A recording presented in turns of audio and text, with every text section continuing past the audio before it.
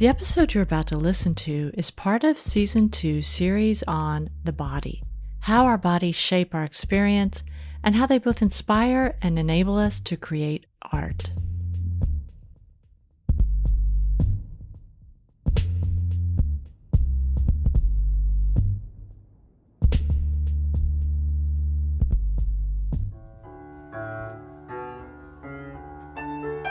Welcome to another episode of Art Heals All Wounds. I'm your host, Pam Uzel. On this show, we meet artists transforming lives with their work.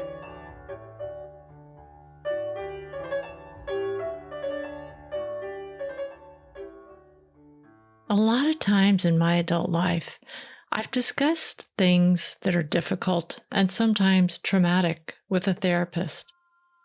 And every now and then, this question comes at me where the therapist asks, when you talk about this, where do you feel it? Where in your body do you feel it? Are the effects of trauma stored in the body? When I Google this question, I find multiple ideas and opinions. One thing I read really leaped out at me, particularly in regards to today's episode, is that childhood trauma of certain kinds increase the risk of cancer in women. The story today contains references to childhood sexual abuse. It also contains the story of someone who has used art as a way to love her body after a double mastectomy and radiation. She uses painting to cope with ongoing biopsies and treatment for other forms of cancer. Giiniw-ikwe, also known as Vanessa Willow, was diagnosed with stage 2 breast cancer during the holidays in 2018. 2 weeks later, she was undergoing surgery to remove her breast and one lymph node. The next step was radiation. When Vanessa was a young mother, she and her partner left most of her family behind to move away from the violence and abuse she had experienced as a child. Vanessa had faced her cancer diagnosis stoically, but as she went to the appointment to receive radiation treatment, she felt alone. As she walked to the room where she would receive treatment, she noticed that the long hallway was covered in art. And there, she saw a painting by a cousin, Norval Morisseau. Morisseau, an Ojibwe painter, was known as the Picasso of the North. When Vanessa saw Morisseau's painting, she realized that she was not alone. After Vanessa's treatment, one of Vanessa's friends, a co-worker trained in art therapy, handed her a little gift bag. Inside this bag were paints, brushes, and several blank canvases. Although Vanessa was grateful for her friend's concern, she didn't recognize that this small gift was going to change her life. She began painting as a way to accept her new body. Along the way, she discovered that she was able to accept herself. You're listening to Art Heals All Wounds. Listen and let us inspire you. Giiniw-ikwe, also known as Vanessa Willow, daughter, sister, grandmother, mother of 4, nurse, artist. Her name means Golden Eagle Woman. Her work is in the Woodland style, a style of art popularized and taught by Norval Morisseau. Vanessa often donates art to causes she believes in, but her paintings and prints have been sold throughout Canada, the United States, and Europe. She describes her art as from the sacred place where dreams and wake meet. Her paintings are vivid, beautiful, and arresting, and they evoke strong feelings for those who engage with them. I'm so happy that Vanessa is joining me on this episode of Art Heals All Wounds to share her story. Vanessa was speaking on a cell phone for this interview, so the audio may be harder to hear than in other episodes, but I promise her story is well worth the listen. Hi, Vanessa. I am so happy to have you on this episode of Art Heals All Wounds. Can you start by introducing yourself? Tell us your full name and what you do. Hi, Pam. Thank you for having me and taking the time and reaching out when I first connected with you. And I think this is a really great opportunity. My name is Vanessa Willow Giiniw-ikwe. Giiniw-ikwe is my Indigenous name. It means Golden Eagle Woman. I am a mother, a grandmother, daughter, sister, friend, advocate in my daily life. In my other life that helped create art, I'm a nurse and I'm also a cancer survivor and childhood and a sexual abuse survivor. So art is many, many things for me. Well, I'm been looking forward to this interview because the story that you told me when we talked really touched me very deeply. And I also love your art. You have a painting behind you right now. We'll talk about your art a little bit later. But I'm wondering if we can start by you telling us how you found this path to being an artist. So funny you say the word an artist because I still feel that I'm not an artist. I still feel I'm very much learning. So I don't have any formal training. In fact, prior to my first time painting, I never really picked up a brush other than to do craft with my kids and do like cartoony decorations on the windows for Christmas or whatever. But it was anything huge. I mean, because I grew up around art, Indigenous art, Woodland Art. Norval Morrisseau is a cousin of ours, late Norval Morrisseau, and he was a renowned woodland artist. And he was considered like the Picasso of the North. So me doing art compared to what I think art is, I feel very humbled. And yeah. Can I ask you a question? Because you're using a term that I'm not familiar with. When you say woodland art, what does that mean? It's just where we come from. So where I come from is northwestern Ontario. I come from a very small reserve. It's like one road in, one road out. And the Ojibwe up there, our styles it's just called the woodland art. Very earthy, very kind of like this one kind of back here. Right. But mine's a little bit different. But anyways, that's where I was heavily influenced from, is I've seen art all of my life around me. And so when we talk about artists, I still feel very humbled and like, I'm nowhere near that caliber, but I'm learning and I feel good when I do it. So I feel a deep connection to spirit and to my ancestors and to the earth and everything. So it centers myself. Yeah. Okay. So I didn't want to interrupt your story. I just wanted you to explain that term. So you say that you don't quite consider yourself an artist yet, but I think you certainly are an artist, but can you tell how, since you didn't have any sort of formal training or for most of your life you weren't doing art, how did you begin doing art? What brought you to it? Wow. So I'm a breast cancer, stage 2 with metastases, breast cancer survivor. I was diagnosed over the telephone by my family doctor. I received a call December 27th in the afternoon. And I remember that day it's surreal. It's almost like a dream, a vivid dream. You know, the color was just outside was almost iridescent. And I think what happened was I went into a bit of a shock. And my family doctor called me and says, "Hi, Vanessa. I just want to let you know the results are back. I didn't want you to go through the holidays not knowing." I'm like, oh boy, here it comes, right? And just like the cartoon Charlie Brown, all I heard was wah, wah, wah, wah, wah for the first few seconds. And then I asked her to repeat it. I said, okay, so I have cancer. She says, yes, you diagnosed with cancer. So I said, okay. She said, someone will contact you to start the next step. And that was my phone call. And I thought, yeah, that was a phone call. I thought, maybe I should have come and saw you in the office. I think medicine and women, we are so dismissed, even by some of our own female doctors, that, to get a life-threatening diagnosis on a beautiful winter day. At the end of the year, when holidays are you're in the middle of the holiday, quite devastating. And I thought, God, it has to be me. Like, my gosh, like, of course it would be me, right? Because I think I was always chosen. Like, I always believe things happen for a reason that's beyond that culturally. I believe everything happens for a reason, and that Creator has given us things that some of us that we can handle, because we become tools of healing or tools of educating, tools to advocate, and tools to make change and to break silences and change trajectory of outcomes. So that's how I felt about it. I was detached, I think, for a little while, but I knew that, okay, step one, I just got the phone call. Step two, let's do something. Mm-hmm. So within a few days, January 8th, I was sitting in the office with a whole cancer care team.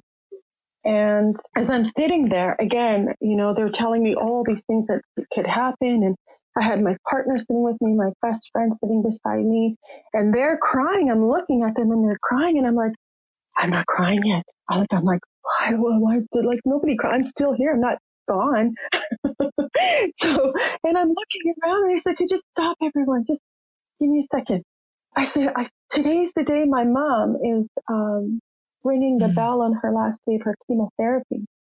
So my mother had gone through a battle for cancer, colorectal cancer, and the day I was sitting in the office then with my cancer care team telling me the potential outcome, what I could expect, I interrupted and asked if we could watch the video of my mom ringing her bell. So kind of ironic, right? So that was the 8th. And then the 10th, I had my first round of surgery, January 10th, 2018. I had to go back in February. We'll go back to 2018. I had a double mastectomy and lumpectomy. And February, I had to go back because there was still more, they found more cells in the right side. So it's right-sided breast cancer. And so I went back in and had the second round of surgery. And then the plan was to do radiation therapy. Mm-hmm. Now, I must say, I am a nurse, and I was a nurse before I was diagnosed with cancer. Mm-hmm. A nurse for quite a few years. I was working at Orillia Soldiers Memorial Hospital at the time, and I was a float nurse. So I worked at night, and I went through my treatments throughout the day. So the first round of surgeries, I was back at work at day 9, post-op. And I was Day 9? Day 9, yeah, because I didn't have benefits. So I didn't have anyone to help me pay my bills, or I didn't have, and the car still needed to be paid. I still needed to pay my insurance and stuff. So I still had to work. Mm. However, I was living at my partner's place at the time, and that helped a little bit offset, but I still had to work. So day 9, first round of the surgeries, and then the second surgery, I was back at work day 6. 6. Mm-hmm. Wow. So what do you do on the mental health? I was very much taken care of by my coworkers. They were, I didn't have to do the hands-on. We have very violent patients at times. I did a lot of de-escalation and a lot of the medication, drawing it up in injections and just supporting the staff. So the staff, I like to, my team really took care of me, and I really want that to be known by everybody. They were the best, my best friends, right? Mm-hmm. After that, I had to go through radiation treatment. So I went to radiation treatment during the day and worked night shift. I was exhausted. I don't think I realized how tired I was until I was done the radiation treatment. And the last treatment was on May 22nd, 2018. This is leading up to the first time I've ever picked up a brush. Now, like I said, I worked on an inpatient mental health facility, psychiatric unit, and my best friend, one of my best friends, Brenda Testi, had given me this little package. It had kind of like a dollar store, brushes and some little canvases, and she said, my sister, I love you, but you're not really talking about a whole lot. So, you need to express yourself. And I said, oh yeah. I'm like, what am I going to do? And then I'm thinking, thank you so much. She's so sweet to me. She gave me this gift of paint and everything. I thought to myself, I draw stick figures. I'm like, how's this going to help? So anyways, I opened it up. The last day of my radiation treatment, I come home and my partner says, let's go and celebrate. Let's go have a dinner. And I think at that time I was so exhausted. I was so tired. I just didn't know what else to do. Okay, so now what? What's my next plan? So I opened up that little bag, that gift bag that Brenda had given me, and I pulled out the paint, and I started to cry. The moment I started to paint, I cried. That was the first time I've ever really cried through it. And then as I'm crying, I'm painting. So hours and hours and hours and hours and hours later, I was like, gosh, I did that. So I painted this image. It was partial butterfly, and it's turned to the right, and It was like an image of a woman, but as a butterfly, kind of like that one up there. But Yeah. and I called it Emerge from the Chrysalis because I thought that's who I am. And funny thing is, I didn't realize it after that Vanessa means butterfly. Wow. So all these things are connecting. But let me tell you something interesting too about the radiation. So I was alone going through my treatments. I drove myself to my treatment. I went to the RBH Cancer Care Center, and they're phenomenal there.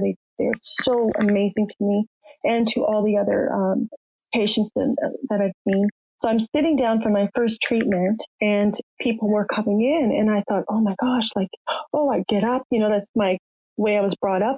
If someone's walking in or an elder, you need to get up and let that elder sit down. So I'm getting up and letting people sit down, getting up and moving, kept moving and moving and moving. And finally the room was filled. And I thought, my gosh, like, look at how they look so sick. I was just so sad for everybody because they look gray. Some people had no hair. Some people were so thin. And there's me. I didn't look sick.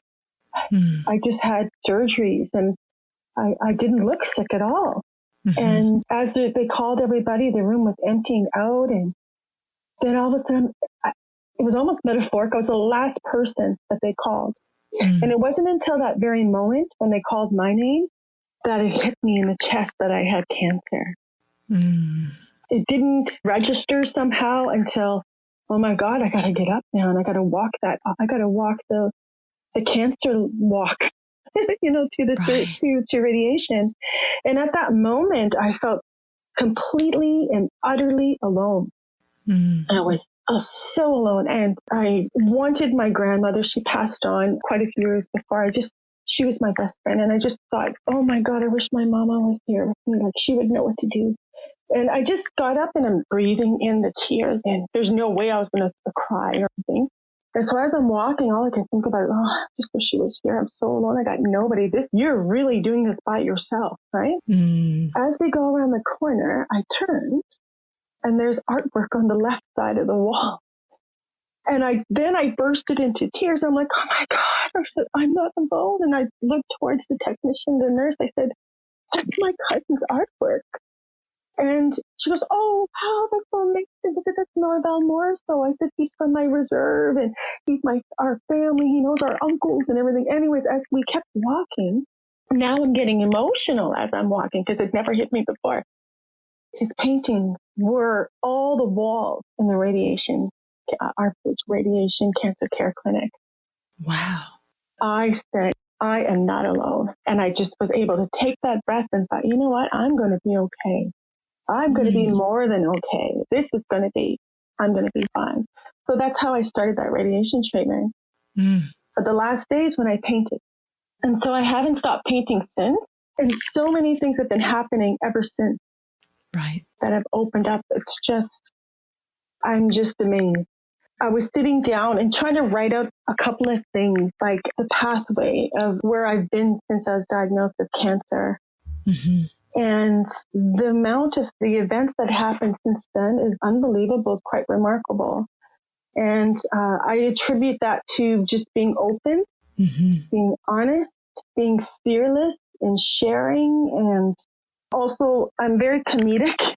So it's through humor as well, not only through art, but through humor. I use a lot of humor as my coping mechanism to help me get through some of these harder days. And I had days where I call them my redos. Now, there's a few times I really struggled with my new body. Quite a few times, actually. Privately, I never, ever would allow anybody to say, no, I'm good. I said, I'm fine.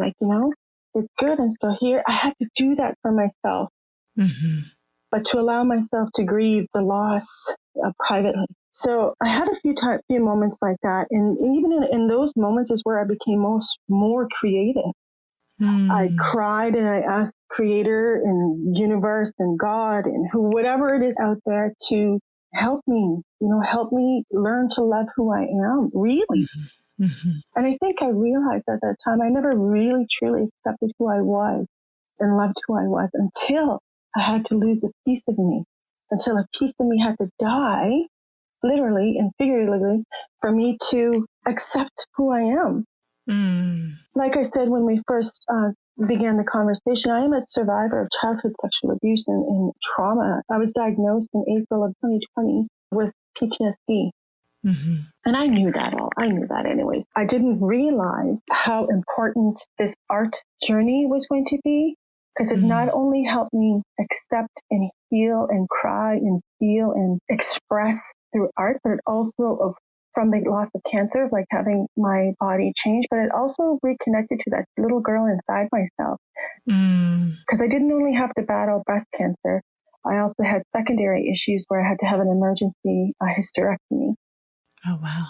So yeah, the 3 years were all about healing and surgeries and biopsies and all this. So I went through quite a bit, and but I'm still here. So it opened so many doors, and ever since then, I've not stopped painting. And I honor my space of art, where when I do painting, it's so sacred to me. I smudge. I use my medicines, and I smudge myself.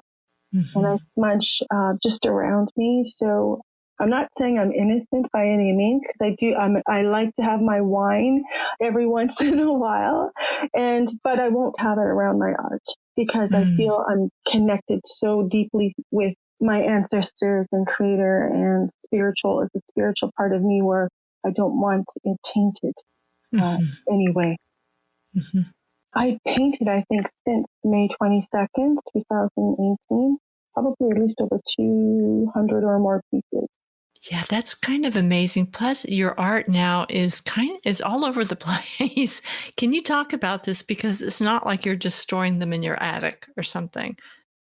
No, and that's the thing. And I truly believe, again, it's because I'm being very, very respectful to my culture and respectful to there's some people who can do better painting when they're under something. I don't feel that connection. So yeah, I think it was in 2018, I was contacted by Tamara Bedard. She is a TED Talk. She does TED Talks, and she is the advocate for missing murdered Indigenous women here in Thunder Bay, Ontario. And she is studying for her PhD. How she got a hold of me was through my mother. My mother was at her child's birth because she needed a mom figure and a grandmother figure. And so my mom was present. And so my mom said, hey, because Tamara was looking for an artist to work on, here we go again, right? An artist to work on a digital educational series called Building Our Bundles. And it was supposed to be where this is going to be a digital educational tool for all of Ontario, across Canada and Australia. So my mom says, hey, Vanessa's doing art. I'm like, oh my gosh, like, Mom, stop this. Like, I'm not an artist yet. And she goes, you can do it. I'm like, oh gosh. So I went to Thunder Bay and I did 5 pieces was my first contract. 8 by 10. 8 by 10 pieces, 5 pieces. And it made its way to Thunder Bay Art Gallery. Wow.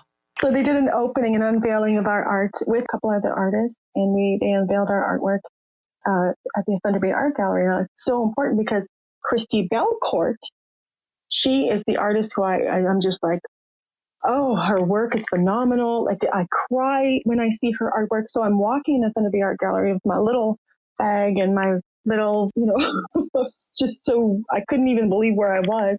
Walked into the gallery and I stopped dead in my tracks. People were talking and I'm like, oh my God, that's Christy Belcourt. She had panels in the next room. And I was like, in this tiny room across from her. And I was like, in Christy, well, not in her presence, but I'm in her presence. That's when it really hit me what was happening and how things are happening. So that happened. And then shortly after that, I do like to donate to causes. So because most of my life, if I didn't have people that were generous and kind to me and helped me out, I don't think I would be here. So I donated a piece of art to Ontario Native Women's Association. And it was for missing murdered Indigenous women. Are you aware of that down in the state? Oh, yes. That is a huge problem here as well, which you know. Yes. And it's not just Indigenous, it's all missing murdered Indigenous people.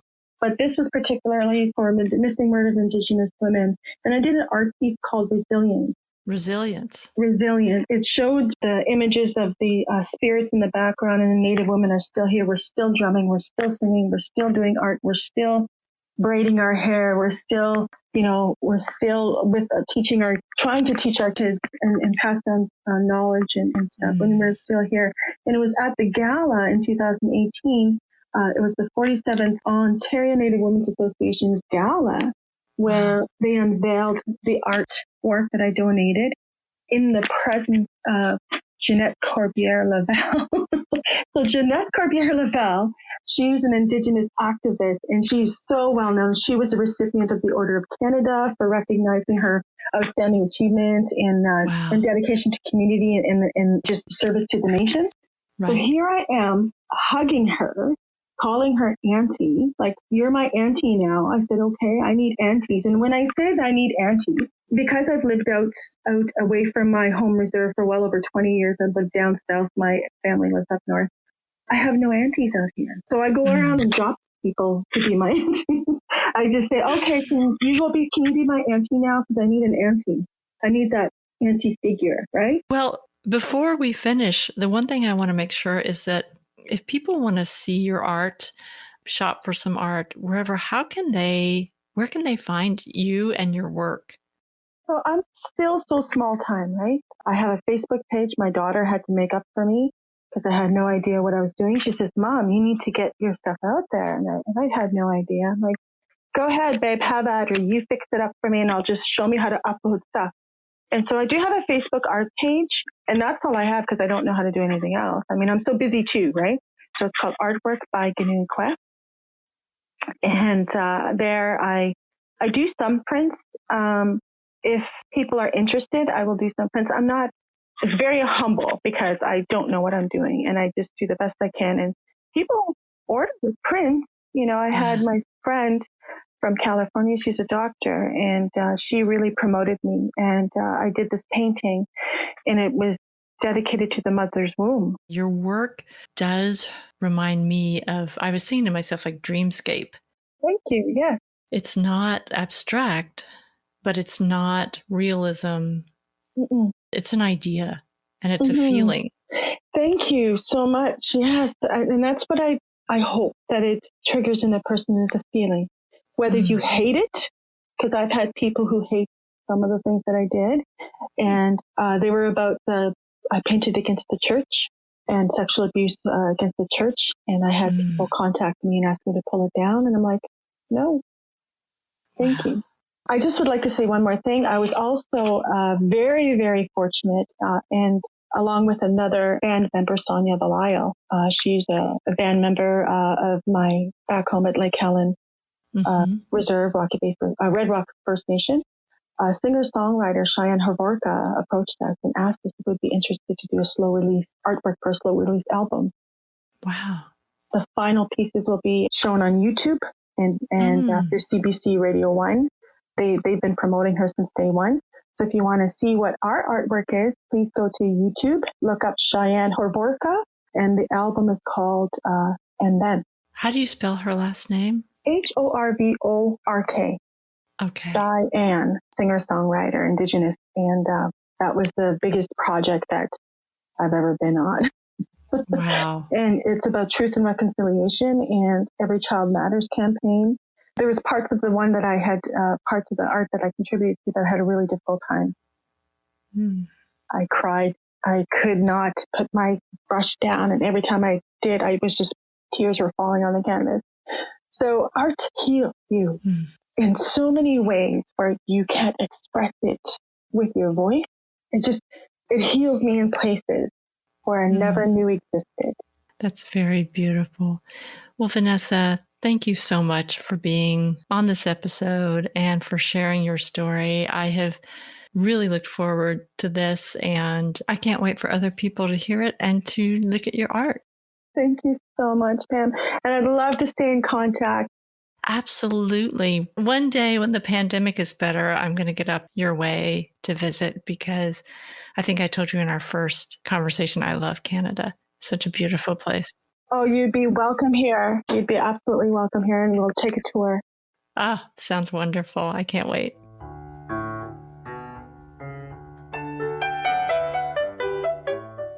You're listening to Art Heals All Wounds.